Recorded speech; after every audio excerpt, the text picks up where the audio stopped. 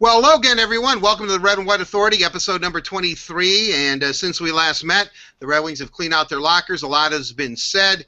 I spoke to Ken Holland briefly about what was going on. And let's bring in Kevin Allen from USA Today, the fine Hall of Fame hockey writer. And Kevin, not a whole lot of news coming out, except we're doing this on Monday. Last night, the Grand Rapids Griffins defeated the Toronto Marlies by, I think it was a 4-2 score. They won their best-of-7 series 3-2.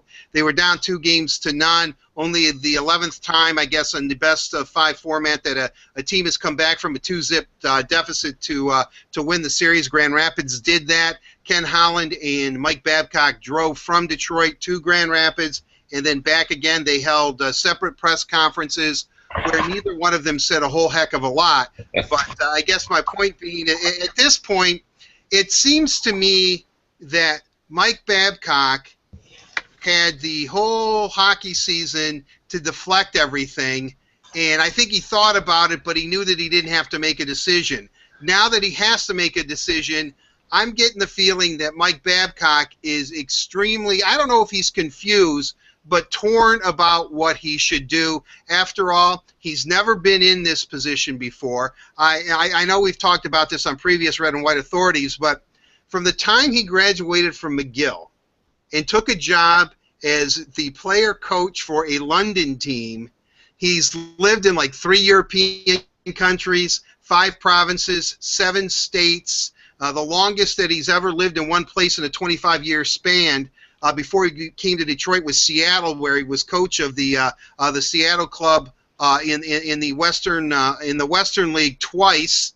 I think it was Spokane or Seattle. Off the top of my head. My point being is that the longest he's ever been in any place since he's graduated from college has been Detroit for 10 years. He's giving the impression that maybe his wife wants to stay here, or she's having, they seem torn, Kevin, I guess, again, going back to the original point, and he really hasn't. He's been kind of nomadic throughout his adult life.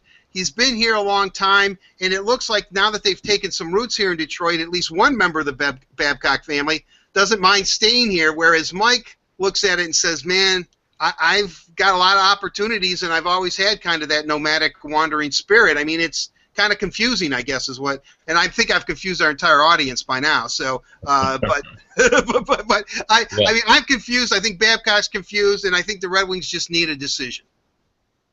Yeah, I think that's accurate. I think what we know, here's what we know for sure. We know that Mike Babcock has not made up his mind. There's plenty of speculation about what he may or may not do, but I think it's all simply speculation, because I think Mike Babcock really doesn't know what he's going to do.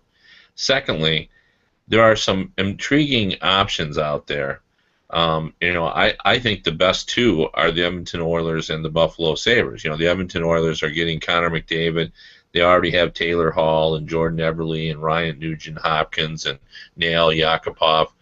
They've got a sort of a good group of young players, and I'm sure Mike Babcock would be fascinated to have a Connor McDavid, who, he enjoyed, and I'm speaking of Babcock, coaching, Ryan Getzlaf and Sidney Crosby and Johnny Taves and John Tavares at the Olympic Games, and I think he would like the chance to coach someone like Connor McDavid, who's been sort of compared to, Sidney Crosby.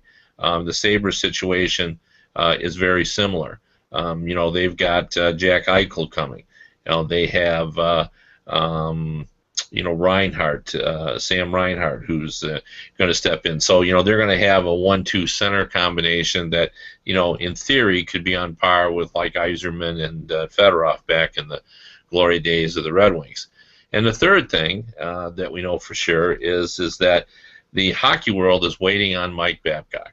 There are a lot of openings, more than had been anticipated. This, I think, kind of creates a different environment than Mike Babcock could have imagined. Even at the start of the season, I don't think we anticipated there would be this many openings. And there's a lot of intriguing options. I mean, even the St. Louis Blues, if they choose to move away from Ken Hitchcock, that's a very good team as well. I think Mike Babcock gets the money no matter where he goes. I think the option, if he wants to just get silly money, might be the Toronto Maple Leafs, but I don't think that's very attractive in terms of, it's going to be a long time before that team is ready to compete at a high level. So, and Mike Babcock even said himself, always in his career he's moved up to a better job.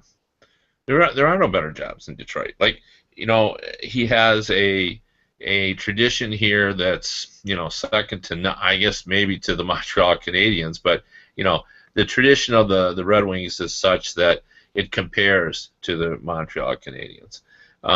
He has a great hockey environment. We've talked before.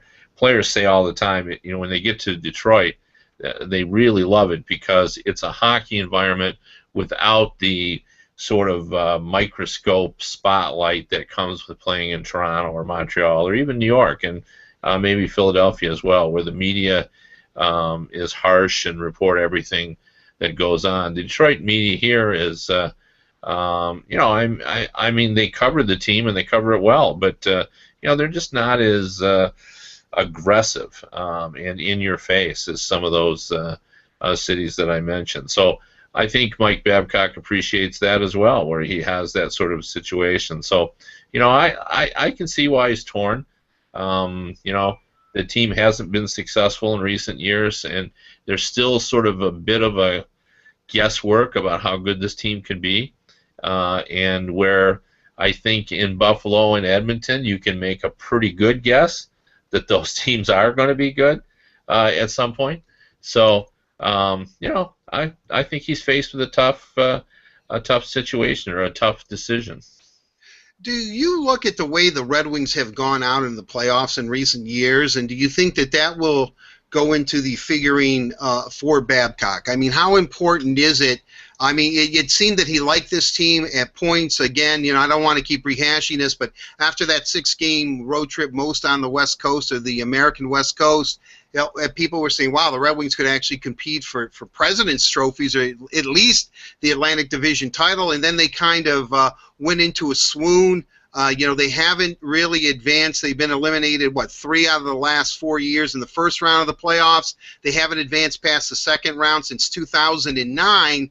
I'm not trying to. I mean, obviously, Babcock is considered the best coach in hockey. Everybody wants him. The Red Wings have gone on record saying that they want him. But I'm kind of wondering, and I guess I'm asking you to speculate a little bit here, that if you really look at it, but maybe because they were a team in transition, has Mike Babcock done just an unbelievable job that if he leaves, whomever comes in will not be able to duplicate Babcock's success here in Detroit?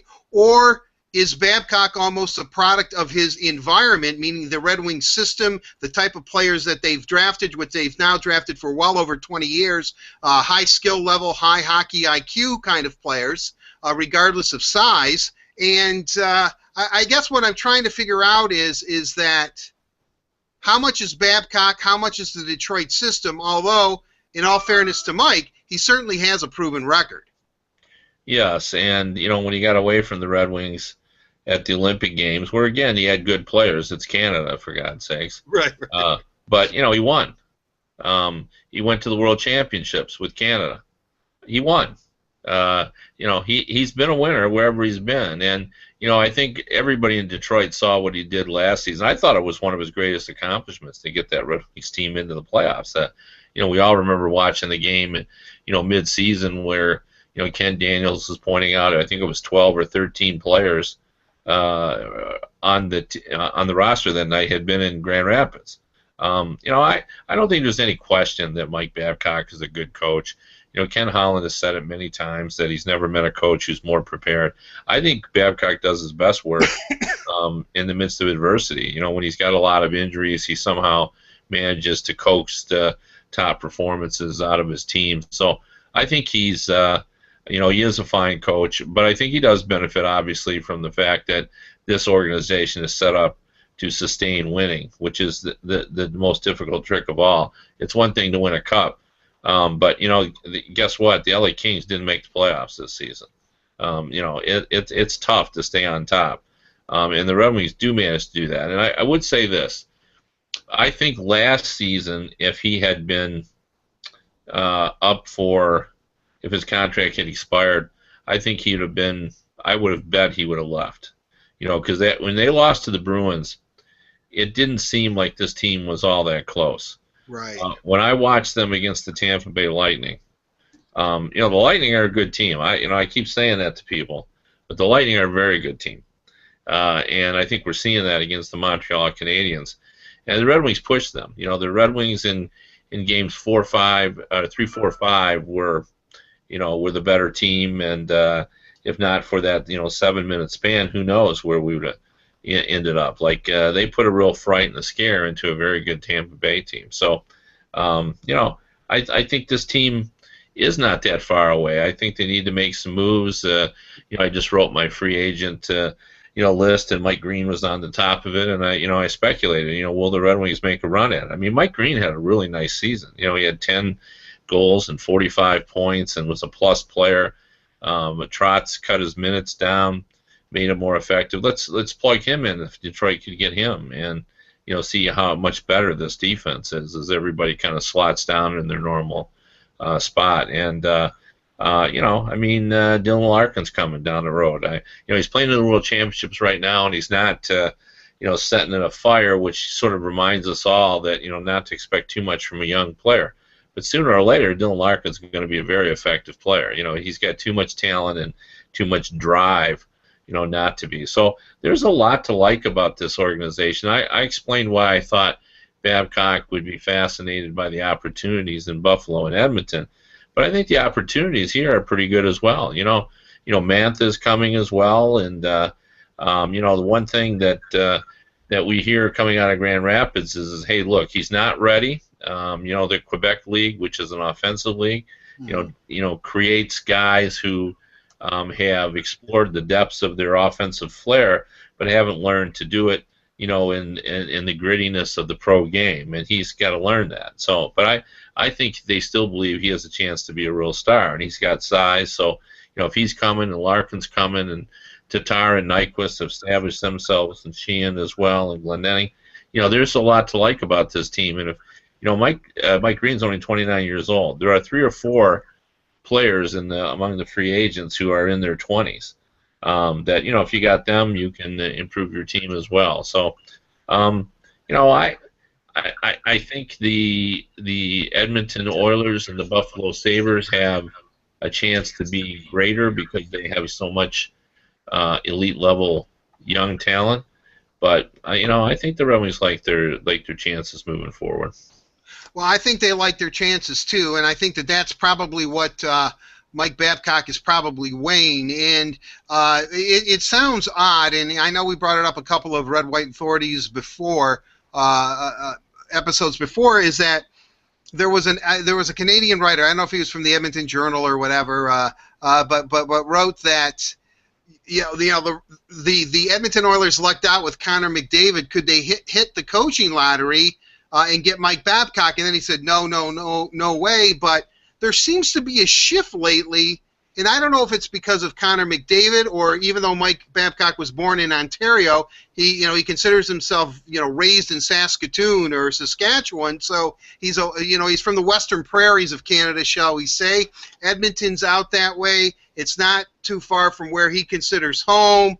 That Edmonton has suddenly emerged as, I don't know if a favorite. Let's put it this way: if Detroit isn't the favorite, and many people still believe that maybe it is, that suddenly the Edmonton Oilers have emerged as the team most likely to obtain Mike Babcock. Do you buy into that, or is that just more God love him, Canadian press hype? Well, I guess I do buy into it because the Western Canadian link, yeah, that's strong, but the real link is he didn't win the gold medal for the good old US of A. He won the gold medal for Canada. He's Canadian. He's very proud, Canadian. And there has been a lot of attention paid to the fact that Connor McDavid is the first Canadian-born star, and I'm talking about not a regular star, but a mega star that's going to a Canadian franchise since Gretzky. So, to have Babcock go there, I mean, I think that's a bit of a draw as well. I wouldn't rule out Buffalo. Terry Pagula, is worth $3.8 billion. He bought the Buffalo Bills, and that's not something you and I could have done with our pocket change. That's a rich man's league, and that's an expensive team. And he found a way. I mean, he owns the two teams there. He started Penn State hockey. Tim Murray has a connection to Mike Babcock going back to their days, in Anaheim. And they, as I mentioned before, have Jack Eichel coming, and he's the best, in my opinion, the best American center prospect, American-born, since Mike Modano from Westland went #1 overall. So, and they've got Sam Reinhart, who's Paul Reinhart's kid, who is a big center with a lot of offensive potential. So, I think that's intriguing as well. And Pagula, he has the ability to match even Toronto's money if he wanted to. I mean, he has a lot of money. And you think of Buffalo as being a small market, but they have a deep pockets owner. So I think both of those I think are real options, especially because I don't really believe this is all about money. I mean, it's always somewhat about money, but right. I think there's it's an opportunity. He feels like he has to explore this. This comes along so rarely for. I don't even know if it's ever happened. I tried to think the other day, when has a coach been the hottest free agent in the marketplace? Because Babcock is. It's not even close. I think Mike Green might be the hottest player, and I think Mike Babcock can have a lot more impact than Mike Green. So. Yeah, well, I couldn't agree with you more. I think you're right. This is, it's the year of the coach, and with so many coaching opportunities and so many, names being, bandied about. As I said, we've talked about Todd McClellan. We both know him. He was here in Detroit. He was Mike Babcock's assistant. I think he worked wonders with the San Jose Sharks. I'm not sure exactly what's going on with the Sharks team. This isn't. The teal and black authority. So we'll kind of end it there and continue with the Red Wings. But Todd is out there. Let's speculate. Babcock has been consistent. Holland's been consistent. He's got about a 10-day window, he said, and he wants to get this resolved. If it does become resolved, do you see the Red Wings, if they decide, hey, it's not working out, or Mike says, I want to go to greener pastures, that the Red Wings kind of release him, say, well, make your deal now, because they want to, and then the Red Wings will name a coach and have a coach in place by the NHL draft, which I believe is the 27th through 29th or 29th or something down in Sunrise, Florida. How do you see it kind of playing out? Do you believe that 10-day window? I mean, and let's be honest, if Babcock were to say, hey, I'm fine, I'm going to come back, it doesn't matter if his contract expires or not. I mean, they'll get a deal done. They'll just work on the parameters of the deal, as opposed to tell us if you're going to stay or not. If he says he's staying, I don't care if his contract expires on June 30th. Boom, they'll get it done. But if he's probably staying, they'll probably get it done before the 30th of June. But if they don't, that's no problem. I guess what I'm trying to figure out is, if he isn't coming back, do the Red Wings let him entertain offers before the 30th and name a coach before the 30th as well? Yeah. Those are all good questions. I think it's fair for the Red Wings and Kenny Holland to say, hey, we have to have a decision in 10 days, because, the Todd McClellan situation complicates it. We just all assumed that Jeff Blashill would be the guy. He's done such a tremendous job. And, I compare him to John Cooper when I do national radio shows, because people really have sort of all embraced what Cooper's done in Tampa Bay. And I say, Blashill could do exactly that, in Detroit. He's going to be that level of speaker. He has charisma. He's a communicator. And I think all of that would be true. But now, McClellan was very popular with players when he was here, as you know, Art. Right. And the Red Wings like him a lot. And his situation in San Jose, he was just as part of a dysfunctional family, I guess is the best way to put it. It was just a messy situation. And I don't think Scotty Bowman could have cleaned up that San Jose mess, just because of the personalities involved. And I think management and coaching didn't always agree on what should be happening there. Todd McClellan is not the first coach who's failed to produce there.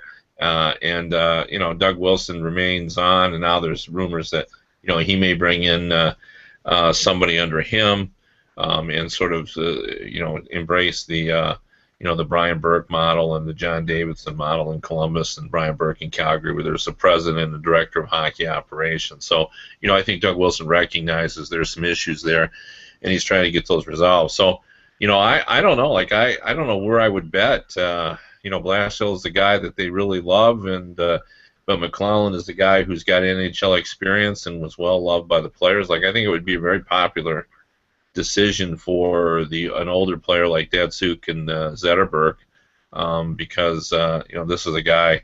When he was an assistant here, he was thought of as being just a real good, insightful idea guy. So it'll be interesting to see how that plays out. But the point of all that is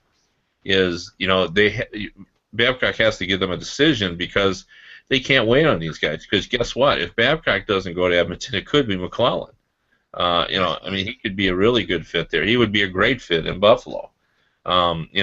If Ken Hitchcock goes in St. Louis, McClellan could go to St. Louis. McClellan is the second hottest guy in the marketplace. So if that's what the Red Wings want to do, and I don't know that it is, but if they do want to do that, they need to know, because this guy's not going to be out there forever.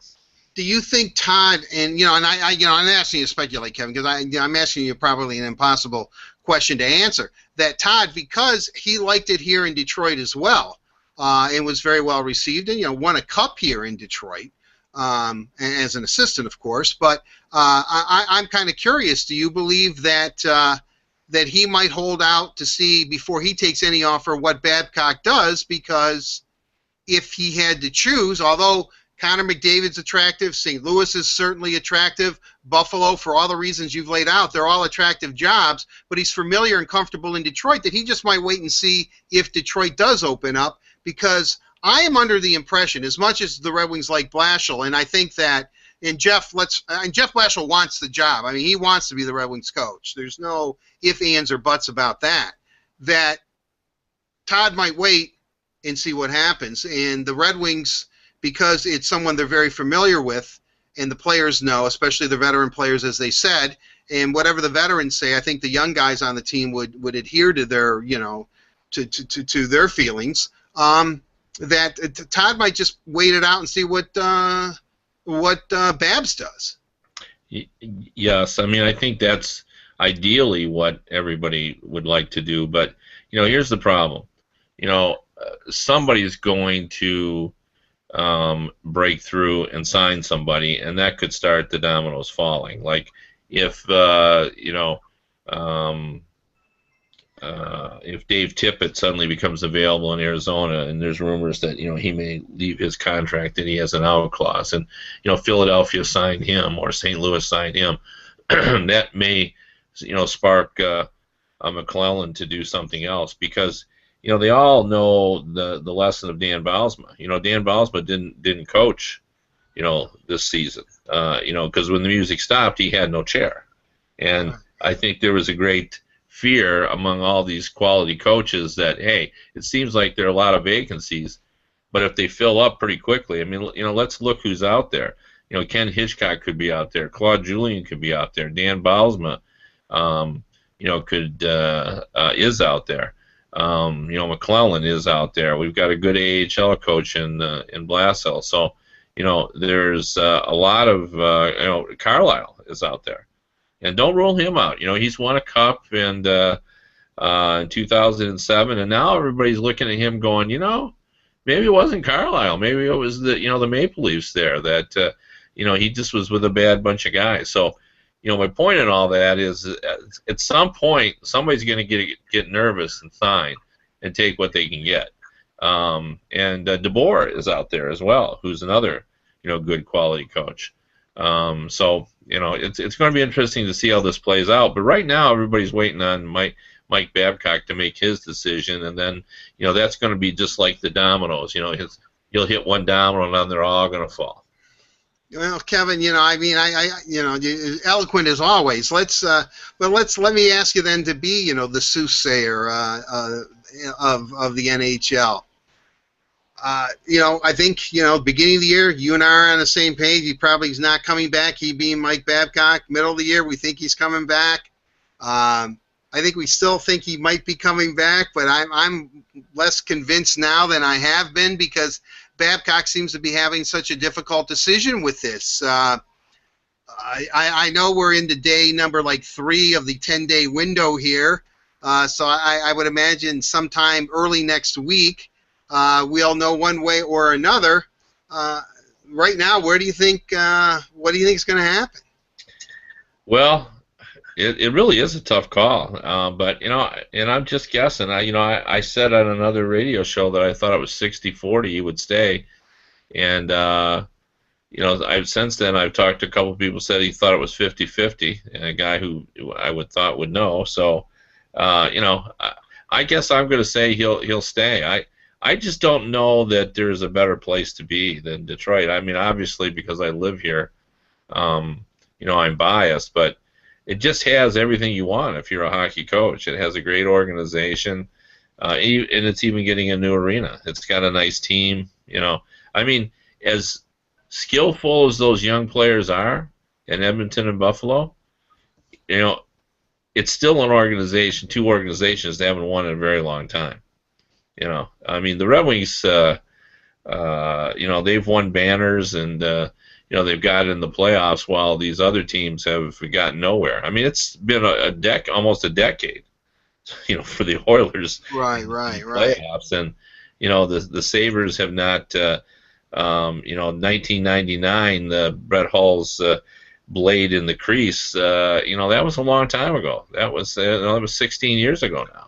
So, even though that's attractive to go there, I still think, Mike Babcock said it himself. There is no better job than the one he's got now. Well, if that's the case, then he's going to reach that conclusion and stay. And then I think it really becomes interesting. I think McClellan would end up with Edmonton or Buffalo. I don't think he'll go to St. Louis. And,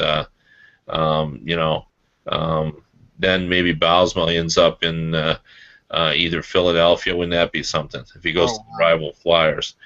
He goes to Philadelphia or maybe the Islanders if Capuano is on his way out. I don't have any inside information there, but I think that's possible. And maybe Pete DeBoer in Buffalo if if Claude Julien gets released, then he could end up in Edmonton or he can end up in St. Louis.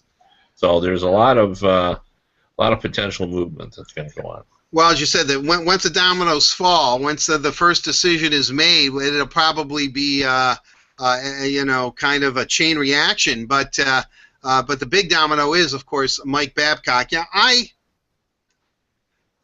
think because he seems to be having such a difficult time with this, I can't see him not staying, if that makes sense. I think it was a double negative, so I guess that must mean that he's going. But I believe I just can't see him not staying in Detroit.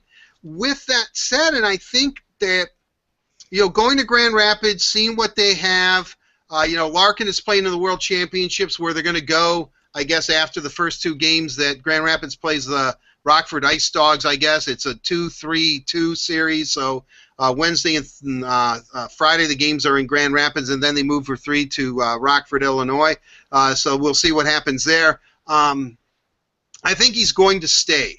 I think that he will stay. I don't know. The thing that I think is always interesting is that Ken Holland, I believe, has 3 years left on his deal after this season, and usually he signs a coach to a contract for as long as his term is, but he may have to sign it longer. I mean, if Babcock does stay, do you see him getting at least a 5-year deal for, let's say, $4.2 million per season or something like that? Well, I do see him getting a longer deal, and to be honest with you, I think that's only fair. Babcock has put himself through performance in this position, and he has options, and that's what the market is. Like I think the market is that he gets a longer term deal because he's Mike Babcock, and you know I just don't see that being a problem with Mike Ilitch. I've watched him own two teams, and I've watched him operate, and he does not uh, allow contract to be an impediment to success. And I've had the impression all the way through this that the Ilitch family has great respect for what Mike Babcock has done, and they've never been cheap about putting the best possible product. So if they believe still that he's the guy to lead this franchise, I think they'll give him those 5 years if that's the stumbling block. And I don't think they're going to give him a blank check, but I think they want him to be fair to them as well, because they've been good to him as well. And they have an organization and a budget, and so I'm sure they will say, hey, look, we'll be reasonable and we'll be appreciative, but you also have to be reasonable in your demands. Yeah, I agree with that. We'll see how it plays out. We should know in about a week. Anytime there's any breaking news or anything happens before that time, I know Kevin and I will I'll fire up the old Red and White Authority episode 24 or 20. We're on 23 now, 25, 26. Eventually, before we hit 30, Mike Babcock's future, one way or not, will be decided. Let's turn our attentions to the Red Wings. Ken Holland's mantra has been, you in a hard salary cap, you're going to have to build your team through the draft and through building it through your minor league system. It appears that, I think they're happy with their forward core for the most part.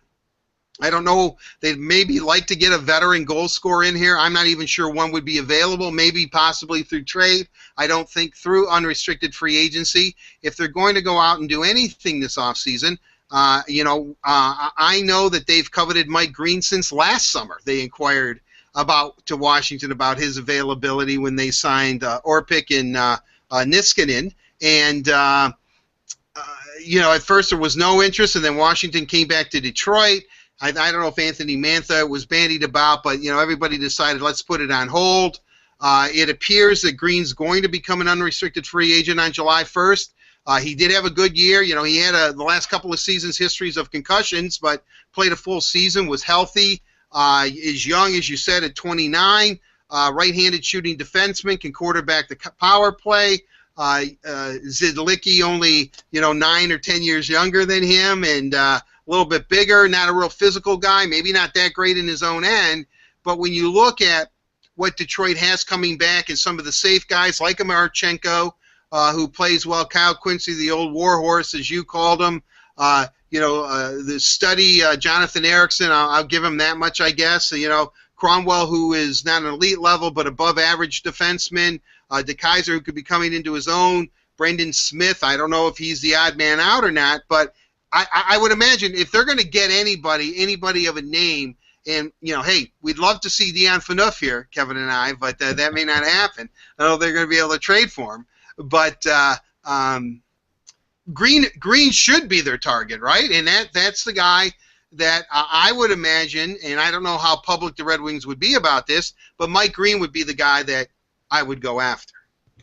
Yeah, I mean, that makes a lot of sense. The difficulty with the Phaneuf situation and why I think, people talk all the time about why we see fewer trades in this modern era. Well, the reason we do is because the comparison is always made to free agency. And you make a free agent acquisition, it costs you money, no other assets.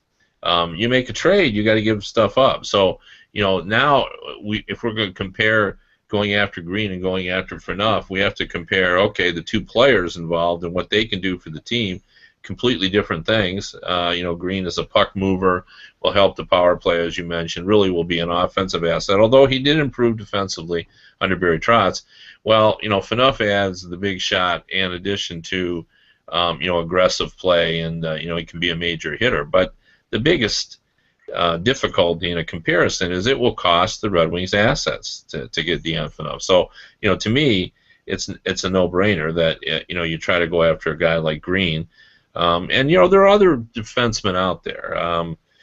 Christian Ehrhoff, probably was a little disappointing this season for the Penguins because he was hurt and wasn't able to play a full season. But I looked at his numbers; he was a plus player. His numbers were a little bit off, but again, I think that reflected the fact that he was injured, and also the fact that Letang, was really the #1 defenseman on that team. So, Paul Martin is a steady guy as well. If you contrast, say, a guy like Paul Martin and a guy like Brendan Smith, well, they're, in terms of offensive production, they've been very similar. Martin is 34. Smith is obviously, a decade younger. But Martin does not take the chances that Brendan Smith does. So would they consider something like that? I don't know. I think they are going to try to upgrade that defense. I don't think there's any question. And I just have to see that Smith at this point, if they're going to upgrade, has to be the odd man out. It's not going to be Cronwell or Erickson, or I wouldn't believe it would be Quincy. It's certainly not going to be DeKaiser. So what does that leave? It leaves, Brendan Smith is probably the guy that would be vulnerable. And, I think you could actually trade Brendan Smith because I think, a lot of people liked him when he was in college. And he's still young enough where you don't exactly know what he'll be when he's finished. Yeah, he's such an affable young man, Brendan Oh, Smith. yeah. And he's from our perspective, he's a great guy to talk to because he actually says something. But you're right. I mean, I have no idea if he will, if he'll remain a Red Wing or not. You would think that Jakob Kendall might be another guy that could be moved. They have young defensemen that are knocking on the door that should be here. I mean, I guess it's a good situation, but I talking to several people around the league since the Red Wings have been eliminated, they still talked about trying to, I don't know, the best way to put it is that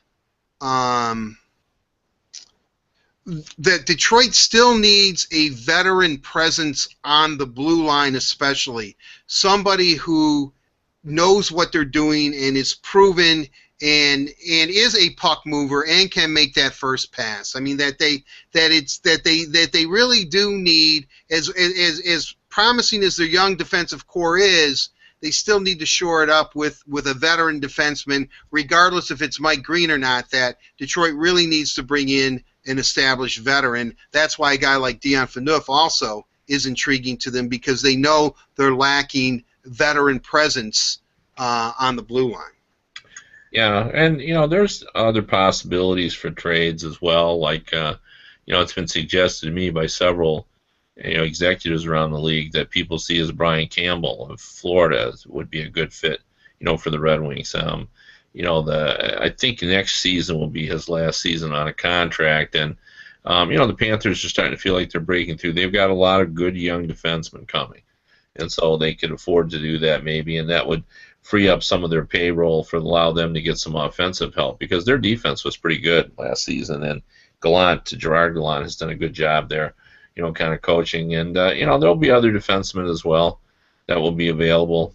So I mean, there's some other potential for trades, but I gotta believe, that Ken Holland's not going to stand pat, and so if you're not going to stand pat, the area where you have to improve is on your defense. So I would expect he's going to try something. That's for sure. Well, and again, I know we talked about Mike Green, and it's not a huge free agent class. I mean, do you see the Red Wings trading anything? I mean, it sounds odd, and it really hasn't let up since the Red Wings were eliminated last Wednesday by Tampa Bay in the first round, is that people really want to see them do something. Fans want to see them do something, whether it's a free agent acquisition, although they're almost resolved to the fact that free agents don't want to come here anymore, and we've talked about that at length here on the Red and White Authority, that Ken Holland will trade. I mean, he's coming under fire here in Detroit for, when was the last time he made a really big deal, a big acquisition? When did he make a huge trade? I mean, what has Ken Holland done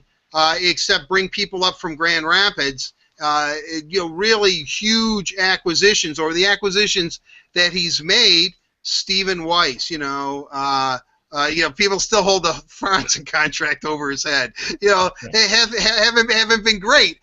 He realizes, he being Holland, realizes that he's in a no-win situation, but I'm not so sure what fans expect him to do, because you know him and I know him, and I'm not even trying to defend him. This guy is constantly thinking about how to make this hockey club better. He'll do anything to make this hockey club better. The problem is that he just can't make it happen. He can't wave a magic red and white wand over some guy or some other general manager or some unrestricted free agent and voila, they want to deal with Detroit or they want to come here. There's only so much he can do if he can't find someone to do it with. Yeah. Well, let's think outside the box for a moment if we can. Let's have some fun here, because I'd love for our listeners to weigh in on this, because it just occurred to me right now, and I'm just putting it out for discussion. But I think it's, as I thought about this, it's somewhat intriguing. Carl Soderberg of the Boston Bruins, a 6'3" Swede center, unrestricted free agent, 29 years old, averaged 46 points over the last 2 seasons. Big guy, so it adds a little size. I guess there's a little bit of debate. Is he a 2 or is he a 3? I think he's a 2 with the right team. What if the Red Wings make a bid? And I gotta believe it would be attractive for him to join, Zetterberg and Nyquist and Cronwall and Eriksson and come to the Swedish Red Wings. I've got to believe that his parents would love that. His family back in Sweden would love that as well. So now you bring him in. Now you commit to Sheehan now as your number 3. Now you say, okay, well, the Red Wings are deep at center because Darren Helm has had to move, but it doesn't feel like Darren Helm is the number 2 center. Right. It feels like he can play in the top 6, but he's going to have to play on the wing there where you utilize the speed. So we make Sheehan the number 3 center, and we put Soderberg between Nyquist and Tatar, and we commit to Pavel Datsyuk as the number 1 center, and Zetterberg and Abdicator up front. We're just assuming that the Mule's head is not going to be right, and he won't be able to come back. And then we pencil in Larkin coming in. We're getting into the end with Datsyuk, and so now we're thinking that our future will be with Dylan Larkin and Soderberg as the 2 centers, or if Sheehan develops into a 2 as opposed to a 3. Now we've changed the look up front. We've added a little more size, and it's a different team now. And I think it's somewhat intriguing. It doesn't cost you any assets too. You just got to get them signed. Well, I can see the Red Wings doing that.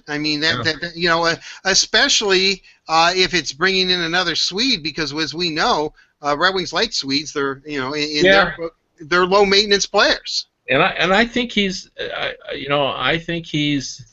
been underutilized. In Boston, just a feeling I've had. And Claude Julien's a defensive coach. He's a great coach. Claude Julien's an exceptional coach, but I think they sort of typecast him, and despite being typecast, as I said, he's averaged 46 points. It's not like he's not been putting numbers up. And again, I like his size. In the Western Conference, you need some size, and that gives him. And then you come back with Soderberg at 6'3" at your number 2, and then you come back with Sheehan, who's a wide body, and come back at number 3, and he's got some grit. And he's got some skill. So, really, you're still going to got 3 scoring lines. And then you come back with Clendening as your number 4 center. So, and you keep Ferraro there, and obviously Drew Miller, who I think was the top shot blocking forward in the NHL this season. I'm not positive of that, but if he wasn't in the top, he was in the top 2 or 3. Terms of forwards and their shot blocking. So, I think the Red Wings would like to make a change up front if they could, and I think that one is what I like about it is the guy's not over the hill. He still has some upside. He's not on his way down. The Swedes perform here. I think you would like it here. So I throw that out. It'd be interesting to hear what our listeners have to say about that. And I guess I should have asked Kenny Holland about that before I brought it up. But it's I don't know. It's an interesting thing to discuss. Well, yeah, it certainly is. I mean, I think that the Red Wing fans are looking for something. Changes in the air as far as the fans are concerned, or at least it should be. Kevin, let's go to since we're talking about trades and people that they may or may not acquire. Still a movement. Obviously, you've got to trade Jimmy Howard, but if you look at it, because of what Mrazek makes and what Jimmy makes, having them as your 1-2 or 1 and 1A, it makes economic sense. If I were the Red Wings, sorry, Munster, I had Jonas Gustafsson, but I don't even know why the Red Wings would want to not go into next season having Mrazek and Howard battling it out. It's a good competition, and it's very affordable. I mean, with what Jimmy makes and what Mrazek makes, I don't even think they're up at $6 million. And let's be honest, most teams for a number one goalie are paying right around $6 million for one guy. Red Wings have two for about the same price. Yeah, no, that I agree with you. There's no pressure on them to do it now. Now, saying that, if the Edmonton Oilers called and said, "I'll give you Nail Yakupov for him," or something of that nature, I think you got to look at that, and then you bring the monster back for. To be your backup, but there's not going to be people beating down the door to get Jimmy Howard, so it's not likely. So there will be no pressure on it. You don't face pressure until that second goalie comes out of his entry level contract and is looking to get top dollars as well. So I think everyone in Detroit feels pretty good about Mrazek, but. We still don't know what it'll be like next season. So to have Jimmy Howard as an insurance policy, a very expensive insurance policy, but an insurance policy, we'll see. And hey, maybe Jimmy Howard will show up next fall and beat him out. Like they're going to call it. They say it's a competition. Well, maybe Howard is next year is his year. Well, it would certainly benefit the Red Wings if that were to happen. Either way, yeah. I mean, you have to look at it. It would be good for Detroit. Goaltending does look to be set. Maybe they try to get Mike Green or Christian Ehrhoff or another veteran defenseman. Maybe Brian Campbell, as you said. But when we look at the forward core, they seem pretty happy with it. Soderberg is very intriguing, but Jimmy Devellano, whom we both know and love. Loves to talk, as we know, and once you get Jimmy going, he will go on for a while. And he ripped Anthony Mantha, said that they were very, very disappointed in him, and he was sad to say that. I don't know if he's trying to light a fire under him. However, and Kevin, I know we've talked about this from what I've heard with Mantha, and you said it earlier. The Quebec League is a wide-open league. It's not like the Ontario Hockey League or the Western League, the other two teams that make up the CHL, kids in the Quebec League, and I have heard this from scouts and former players, have said whenever they get a high prospect from the Quebec League, and even though Lemieux and Sidney Crosby played in that league, they really want to see what type of two-way player they are because they never have to play defense in the Quebec League at all. It's just up and down. It's run and gun type of style that offensively they're highly developed. However, when you get to play, quote unquote, in a league that is more balanced, shall we say, that they have a difficult time, and that Mantha is having a difficult time. But what the Red Wings really like about him is that he's not becoming frustrated. He's taking everything to heart and learning the game, meaning that he just needs a little more seasoning, and by the end of next season, they think that he should be ready and be more of a complete player, and that regardless of what Jimmy Devellano says, and Jimmy's really kind of right on, and I've always said that he's kind of the forgotten, architect of modern day Red Wing hockey. I mean, I will not trade number one draft choice, his first press conference, and he didn't trade a number one draft pick until they acquired Brendan Shanahan, so 14 years or so later. So I guess my point being is that I'm not sure why Jimmy would say that. I mean, I'm sure he believes it and means it, and maybe there is something to that within the organization. Yet what I'm hearing is is that, okay, Mantha might not have lived up to the offensive expectations or the expectations of being a number one pick and being this offensive juggernaut that he was in junior, yet he is a very heady player, doesn't get too high or too low, understands the situation, and will work his way into being the player that we thought he could be. Yes, I think he just needs more time. That's sort of what I've heard from the from the Red Wing insiders, that he's coachable and that Blashill likes him and that he feels like it's going to take a little time, but he'll go back to Grand Rapids next season and then they'll start to watch him. I probably he was overhyped, and just for the reasons that you said, he had good numbers. He'd coming out of Quebec League, and they not only they don't play defense in the Quebec League, they don't even talk about defense in the Quebec League. That's just it's the Q and it's the O in the Q. There's no D in the Q. It's just all O. And and I think as Kenny Holland says, we like to have him overripe here in Detroit. Well, he's just got on the vine, and he needs to spend a lot more time on the vine before he's going to be overripe. And I still think they still haven't penciled in. When I'm sure when the in the board that either Ken Holland has somewhere where he looks at the team, what it'll look like in 5 years, whether it's on his head or there's an actual board. I'm sure Mantha is penciled in as Dylan Larkin's winger. So I don't think they've given up on him at all. And I think this is I do believe that he's kind of probably one of those players where he's either going to be there's going to be no middle ground with him. He's either going to be a great player, or it's just not going to work out. I don't think he's going to be a player that just comes in as just an average player. So. Right, I agree with you. From what I've heard too, they are saying it's either going to be feast or famine with him, one way or another. But they haven't given up on him, even though they could be somewhat disappointed by his initial pro season. Kevin, we can go all over the place. Obviously, you did mention Dylan Larkin. I was under the impression the longer it took him to make a decision. I know he's with Team USA now in the World Juniors. He's the number 2 center for Team USA. They beat Russia today 4-2, which was pretty impressive, I think, and a bit surprising.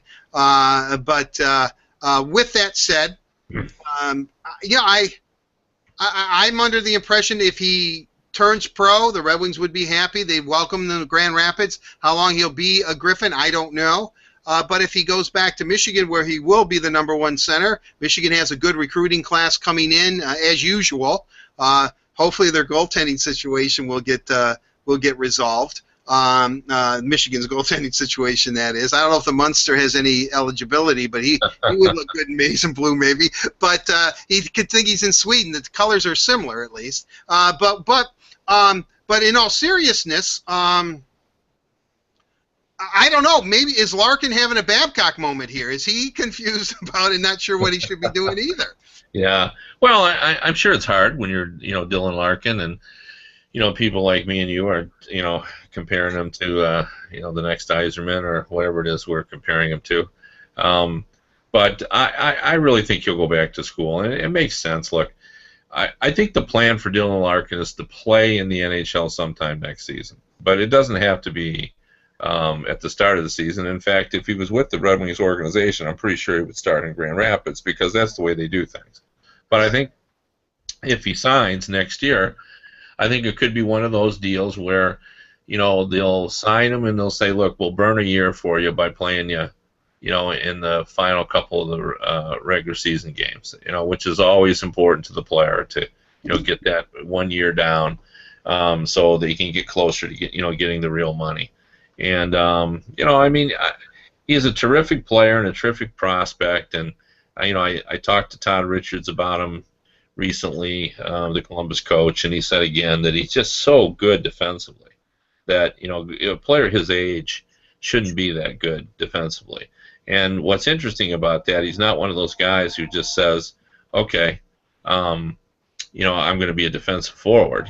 His defense comes in addition to his offensive abilities as well. So, it makes a lot of sense for him to go back, play for a year for Red, and then sign after that season. Then he'll have 2 years of college under his belt, and I'm always under the impression too, not to get to my OHL buddies mad at me, but my son played college sports. He played college soccer at a small college and NAIA school, and what I noted from him is that whether no matter where you're playing college sports at, you have to be organized because you got to do your schoolwork, and you have to you have your training, your weightlifting every day, and then you got your practice and everything else. It forces you to become more organized, and I think it just helps you in your everyday life. So I think for Dylan Larkin, it can only help him to stay at Michigan. And another year of trying to sort that all out and being organized, it'll just make you a better person. So not that he needs it, because he's just a great kid already. But I think it'll be fine, and I think the Red Wings will be happy that he's there. And if Mike Babcock is staying, I'm sure he'll get daily reports from Red Berenson because they're buddies. So if he's indeed staying with the Red Wings, he'll be able to have a direct line to Red about Dylan Larkin. Yeah, well, Kevin, let's we have all off season to speculate and see what's going to happen, and as soon as any news breaks, we'll always bring you another Red and White Authority during this off season. But let's look at the second round. Every series 2-0 except for Washington and New York. They play tonight. Your thoughts on the second round? I think my impression from at least Tampa Bay in Montreal, at least from a lot of pundits, is, hey, the Red Wings were a pretty good team. Look what Tampa Bay's doing to Montreal, although the Lightning have beaten them now 7 times in a row. But the Canadiens, they're having trouble scoring goals, and they've been having trouble scoring goals all season. And if Carey Price isn't Superman, Montreal looks very, very ordinary.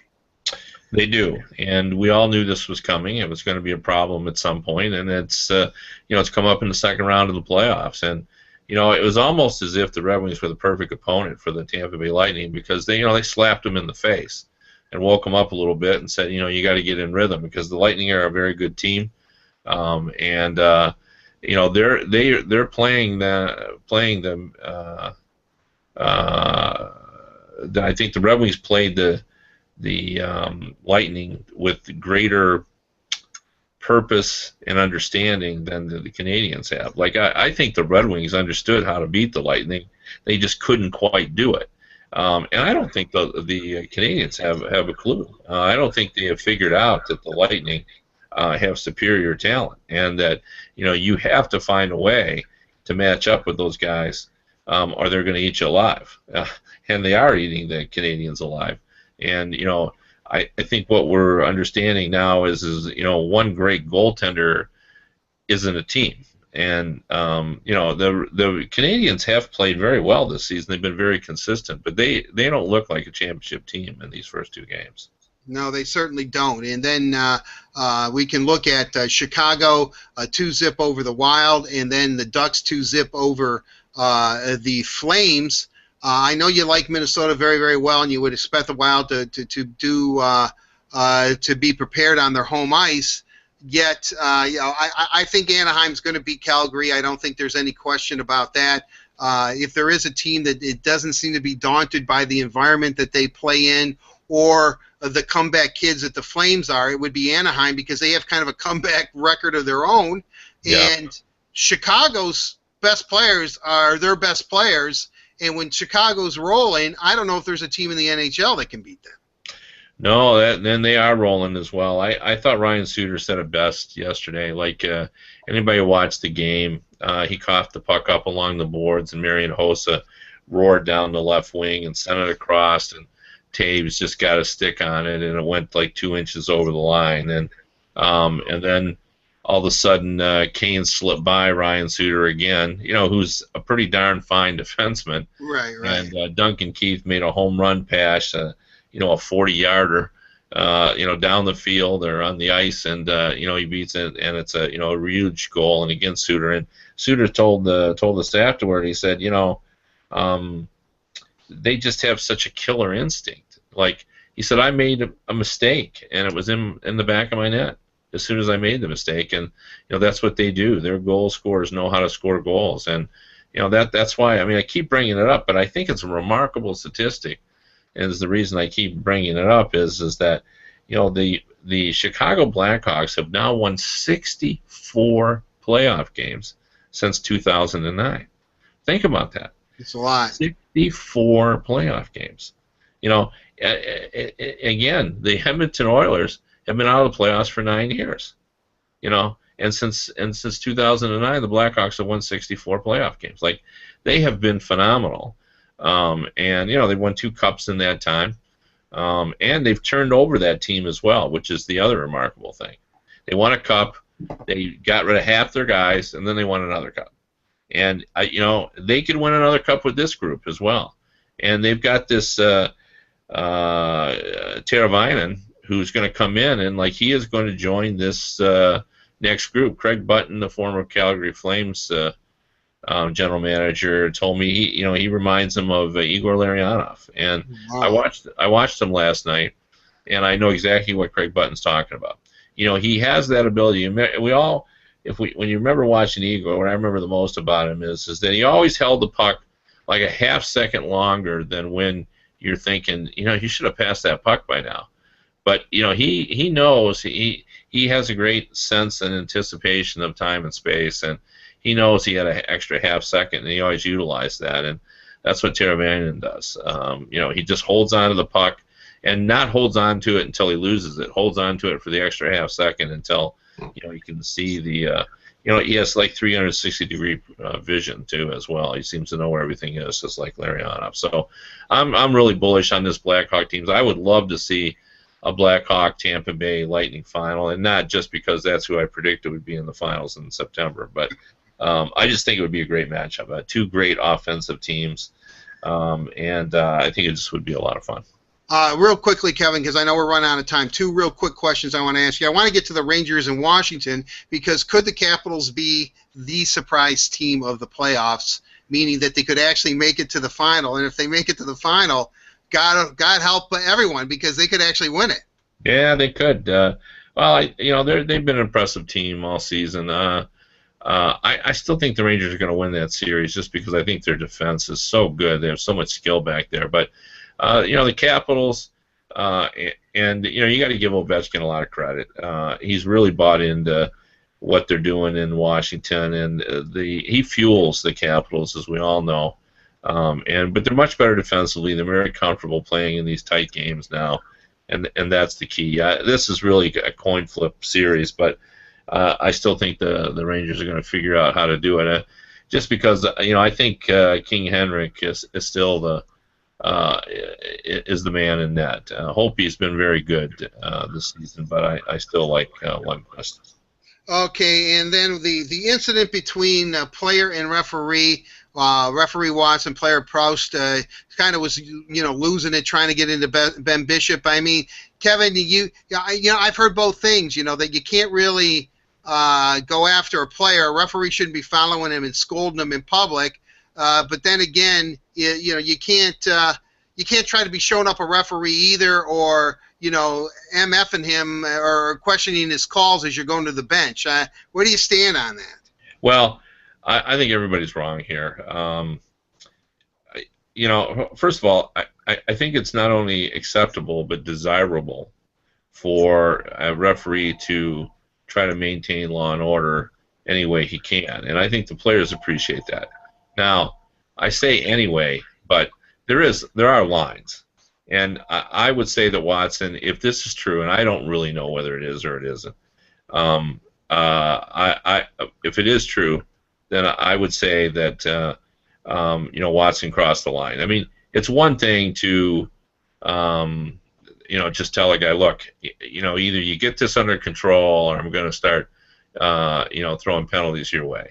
I mean, you want the guy, you're trying to influence behavior. You want the player to act within the rules of the game. So most players have told me, says, I like this referee because when he's out there, he's in charge. And so I think you want that, but you can't go as far as he did. If he did cuss him out, and we did know he finger wagged him, and that's You don't need that. And then, but saying all that, the press, aired it publicly, and just turned it into a spectacle, and that probably wasn't right either. I mean, maybe you should have just gone right to the league and complained about it and taken care of it that way. Do you think anything will happen to Brandon Proust, or do you think, or Brad Watson? Will this be it? He won't go into the conference final or the Stanley Cup final. Will the league fine him? What do you think is going to happen? Well, I think they have to do something. I mean, it was just too public, and it could be that they won't announce what they're going to do, but you're just not going to see him moving forward, and that's generally how they deal with everything. Like with Watson, right? Yeah, with Watson, and then Proust. I think it's possible he will face a suspension, and probably deservedly so. I mean, hey, we all complain about the consistency of officiating, and it's a hard game, impossible game. To get right. Players are skating 30 miles an hour, and the physics of the game are bad. But saying that, you can't have officials behaving that way, nor can you have players insulting them or calling them out like that. I mean, we have to have some propriety in the game. Yeah, I understand Watson's refereeing tonight too. The Rangers. I think he's the backup tonight. Oh, okay, all right. Well, that'll be good because I think he needs a timeout and some time off. So, so that'll be cool. Kevin, I know you're off to Tampa. I am under the impression. Let's just wait and see what happens here as the days go by. I would imagine that the biggest news coming out of the Red Wings would be Mike Babcock's future. So. I would agree. So let's wait a little bit, and we'll let everybody know when we're going to do it.